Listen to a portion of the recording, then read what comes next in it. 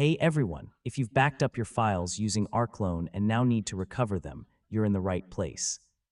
In this video, I'll show you how to restore files with Rclone from start to finish in 2026. First, make sure Rclone is installed on your computer and that your backup storage remote is still configured correctly. Before starting the restore process, choose a destination folder on your computer where the recovered files will be placed. It's often a good idea to restore files to a temporary folder first. This allows you to verify the recovered data before replacing existing files. Now begin the restore operation by copying files from the backup location to your chosen local destination. For most situations, a copy-based restore is the safest approach because it leaves the original backup untouched while creating a restored copy on your device.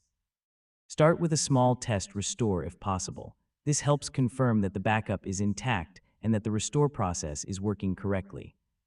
Once the restore begins, monitor the progress information displayed by Rclone, and that's how to restore files with Rclone in 2026. With proper planning, verification, and testing, Rclone makes it easy to recover important data from cloud backups and remote storage locations. Thanks for watching, and I'll see you in the next tutorial.